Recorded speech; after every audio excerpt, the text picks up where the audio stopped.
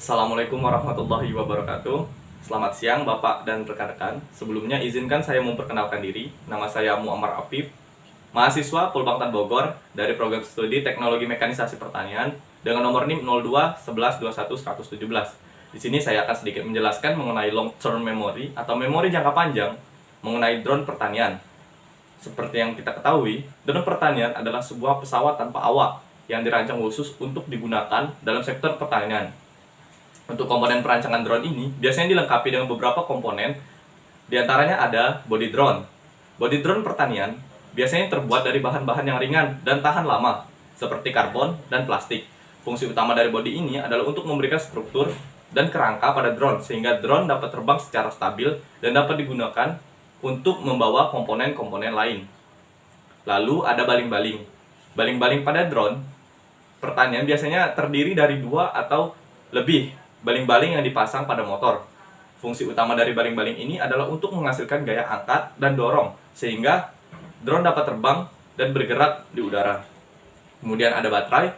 Baterai pada drone memungkinkan drone untuk terbang selama jangka waktu tertentu.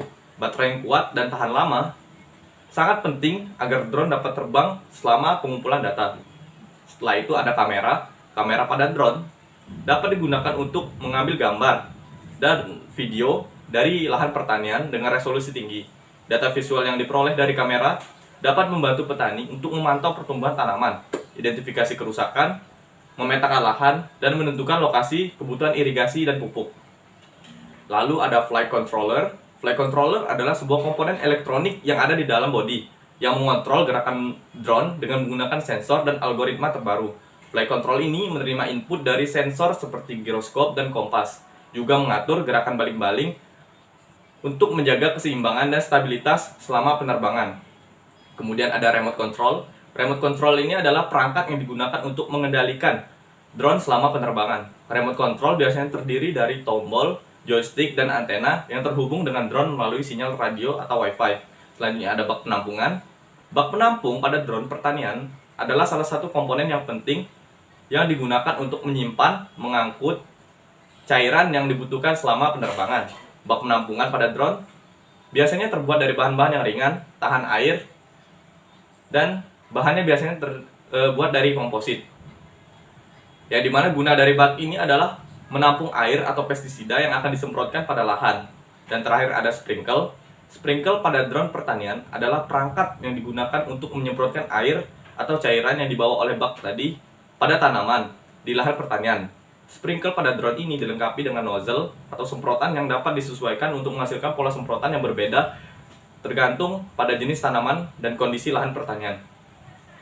Perancangan drone pertanian melibatkan beberapa aspek penting yang harus dipertimbangkan untuk memastikan drone dapat digunakan secara efektif dan efisien di lahan pertanian. Dalam perancangan ini harus dipertimbangkan secara baik dalam merancang drone, seperti tujuan penggunaan. Dari tujuan penggunaan akan mempengaruhi ukuran dan bobot drone. Lalu dari segi material bahan yang digunakan untuk membuat drone pertanian harus kuat dan tahan air agar dapat bertahan dalam kondisi cuaca yang berat. Kemudian komponen pada drone pertanian harus dipilih dengan cermat untuk memastikan dapat berfungsi dengan baik dan tahan lama di kondisi lingkungan yang keras. Dan banyak lagi pertimbangan yang harus dipertimbangkan dalam perancangan drone pertanian.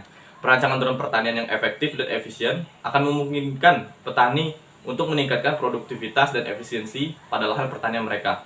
Selain itu, penggunaan drone pertanian juga dapat mengurangi biaya yang dibutuhkan untuk tugas-tugas yang sebelumnya dilakukan secara manual. Mungkin itu saja dari saya. Apabila ada kesalahan kata, saya mohon maaf. Saya akhiri. Wassalamualaikum warahmatullahi wabarakatuh.